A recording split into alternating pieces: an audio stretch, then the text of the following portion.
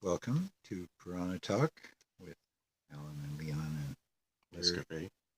Nescafe edition. Yeah, we're in chapter 24 of the second Kanda of the Garuda Purana. Kanda. Kanda.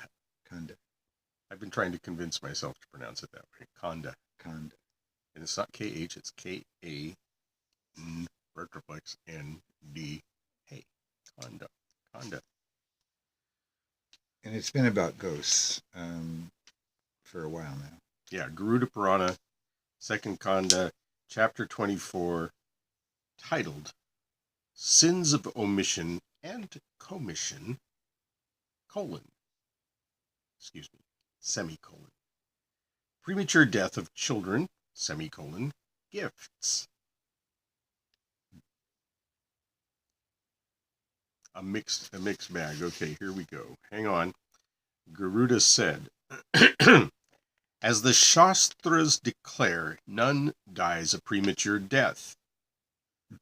But how is it that a Brahmin scholar of the Vedas or a mighty monarch sometimes meet with death prematurely? Hence, what is stated in the Shastras by Brahma appears to be untrue. Okay. Footnote 1 is to the word Shastra, telling us Shastras, sacred books, whose authority is considered to be valid in all times. So kind of a general term. It's not like a set of books. I'd like to buy the Shastras, please. I think it's but there are specific Shastras. But, yeah. So what he's questioning is whether books, or not authoritative books, sacred. Everyone dies at their fated time, or whether they can die early. Yeah, it's like whether it's even possible to die prematurely. Nope, this is when you're fated to die. All right, this is it. Okay. He's saying, but some people seem to die prematurely. What's about that? Yes, well, but when a great Brahmin scholar of the Vedas who's just getting his career off the ground and everybody's impressed suddenly dies, or if a mighty monarch suddenly dies, people say, well, that was premature. And so he's saying, was Brahma wrong? What? Okay, I think we've wrapped that one up. 2. What is stated in the Vedas, a man lives for 100 years, is not actually experienced in the Kali age. That's the second stanza. Now, there's 2 footnotes. A man lives for 100 years, footnote 2. A full span of human life is 100 years, according to the Rig Veda. That's what it should be. And 3, Kali age. For a detailed account of the concept of 4 ages, see Partager's Ancient Indian Historical Tradition, chapter 15, pages 175-76. The Kali age is said to have started after the conclusion of Bharata war or after Lord Krishna ascended heaven. There's 2 alternate ways to start counting when the Kali age began. Either the conclusion of the war of the Mahabharata, the Great War, or after Krishna died and went to heaven. He does that in the Bhagavata Purana. Krishna dies. The latter view is more probable, for Lord Krishna could not have lived in the Kali age. So if it really ended with the Bharata war, Krishna would have lived in the Kali age. They say, nah, that doesn't work. We're not buying that. So 3. People belonging to different classes, Brahman, Kshatriya, Vaishya, and Shudra, including Mlechas who live in Bharata, do not live up to 100 years. So we've noticed a discrepancy here in India. I think that we can fairly say Bharata in this context is India.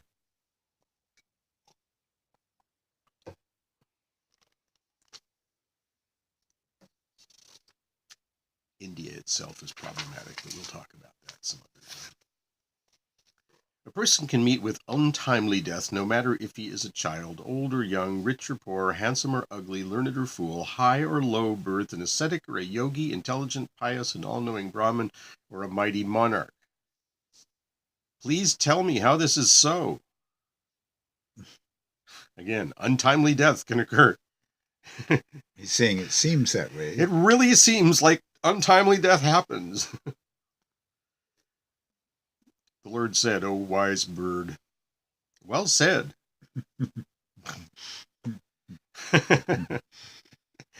You are my staunch devotee. Please listen to my important words that dispel all sorts of sins. O Lord of birds, the brilliant son of Kashyapa, footnote, son of Marichi and grandson of Brahma, had a son, Garuda, born of Vinata. Just in case you were trying to recall where Garuda came from, the bird that this whole Purana is named after. Lord of birds, mount of Vishnu. O Lord of birds, the brilliant son of Kashyapa, I shall tell you how God of death, induced by Brahma, takes away the life quickly.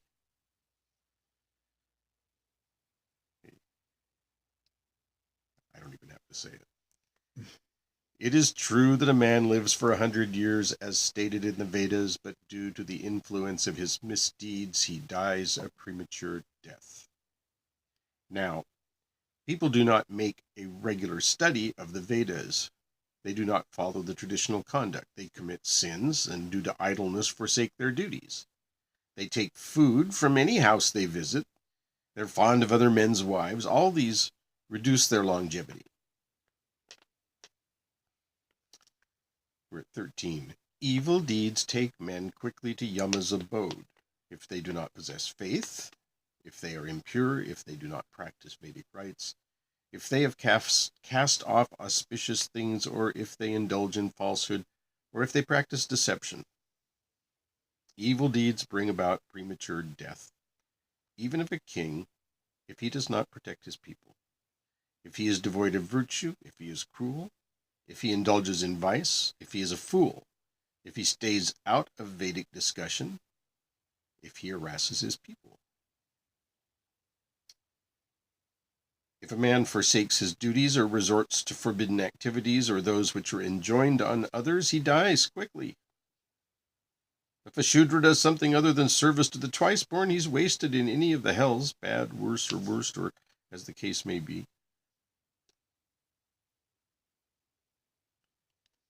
Attitudes are not very favorable towards Shudras in these texts that are coming from the Brahmins for the Brahmins.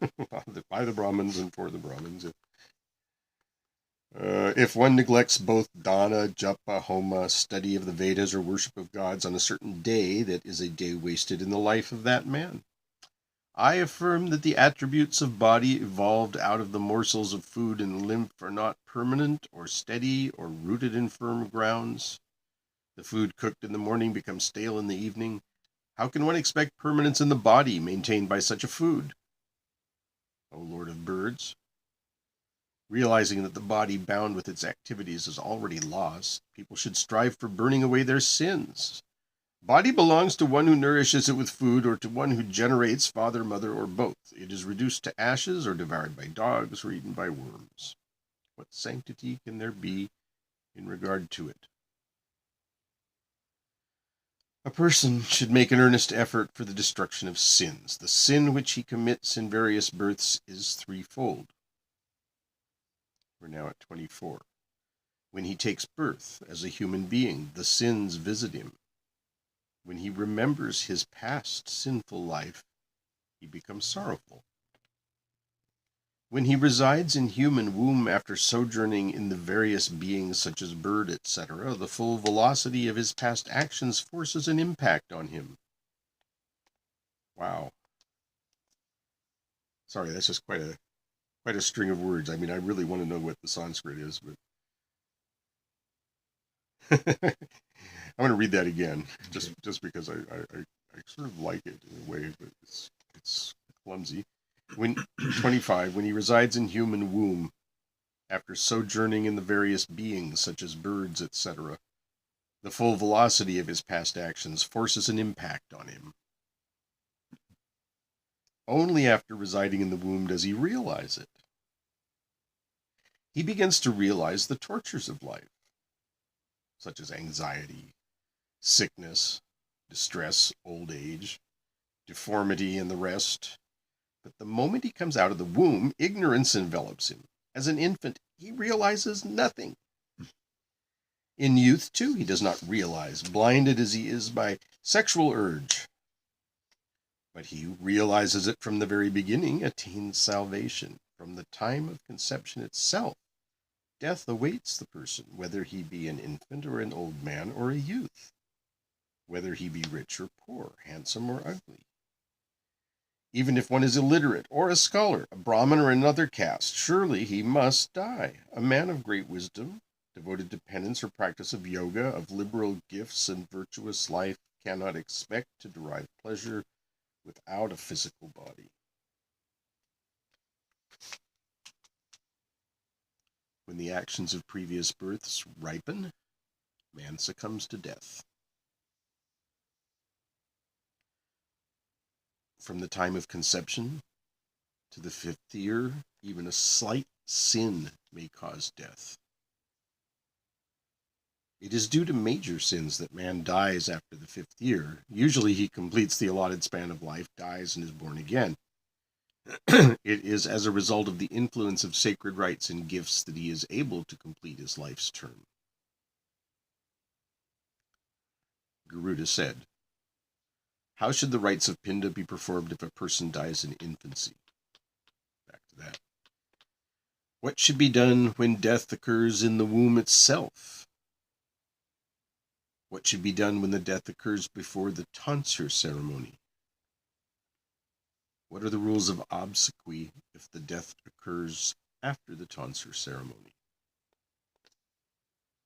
So we're getting back into the ritual details of how to proceed upon the death of a child from pre-birth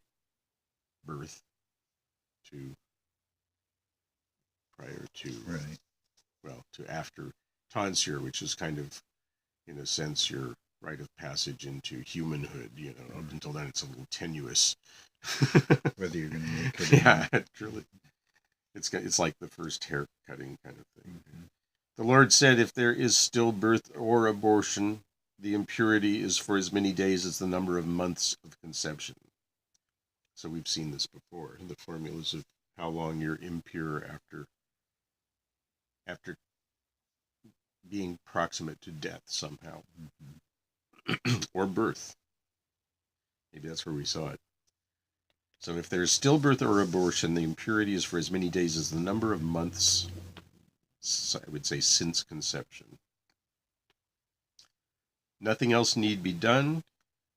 If one desires to maintain conformity, I think he means conformity, with the rules conducive to the welfare of the soul. If the child dies after birth but before the tonsure ceremony, the dead body is merely buried. Milk should be distributed according to one's capacity among the children in the neighborhood in order to please them. After the tonsure and up to 5 years, if the child dies, cremation should be performed duly. So bury it if it dies before tonsure. From tonsure to 5 years old, cremation should be performed. Milk should be distributed to children, and they may be fed also. The rights of children up to 5 on being dead should be in accordance with the tradition of the family.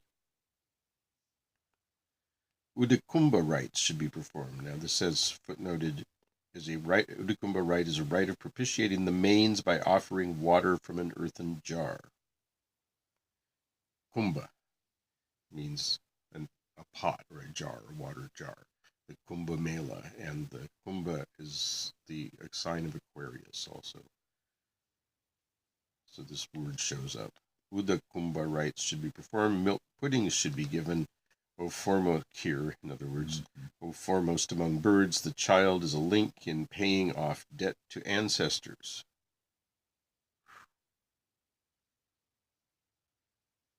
So there's a debt to ancestor that's being collected when a child dies young. Is that? Mm-hmm.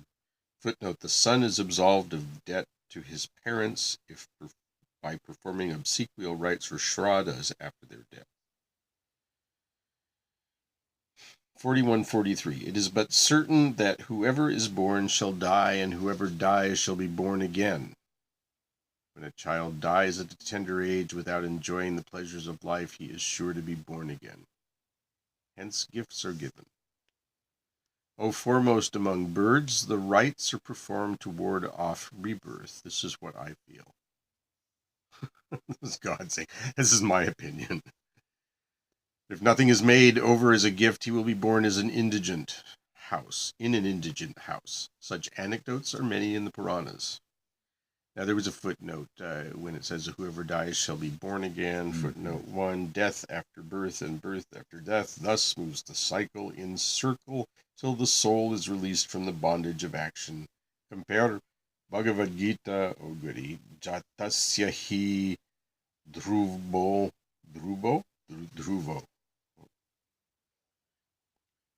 mrityu dhruva janam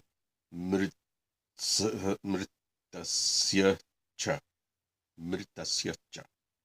It's not very well printed here. It's not just me. Okay. 44. Sumptuous food should also be given. Inclination to give is rarely found in the world. It is the fruit of penance of no mean measure that one gets good food and the power to digest it, good sexual virility and the handsome women, good wealth and the inclination to give it. By making gifts, one can enjoy later.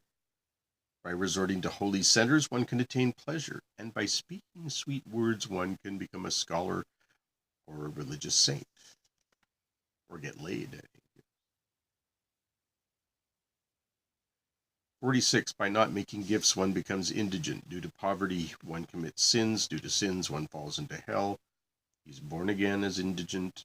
Again he commits sins. Again he falls into hell. And that's where the chapter ends. So a lot this time is about, what is the length of your life? The Vedas say it's 100 years. Well, yeah, that was interesting. He's basically saying, well, why don't people live 100 years then? And the answer from Vishnu was, well, their sins. They do bad things. They do bad things, and that shortens their life.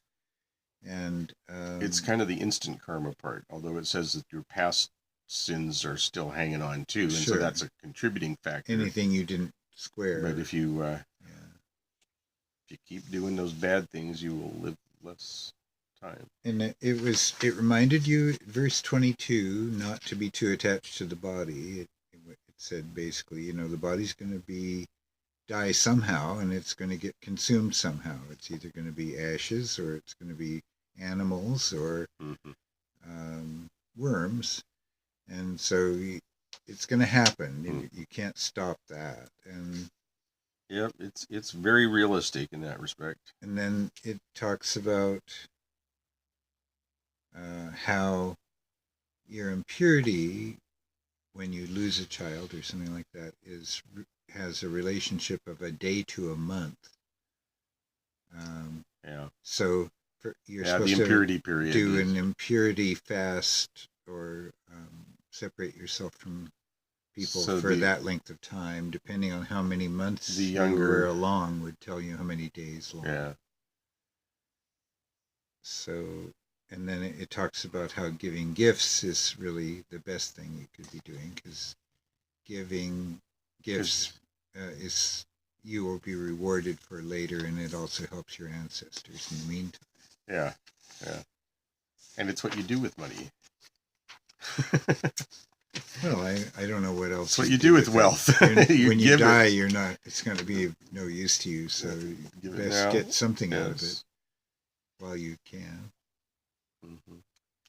Yeah, I hear some foreshadowings of things like out of Kabir, for example, who is a great bhakti poet of the Middle Ages, later presumably than these texts at least originated,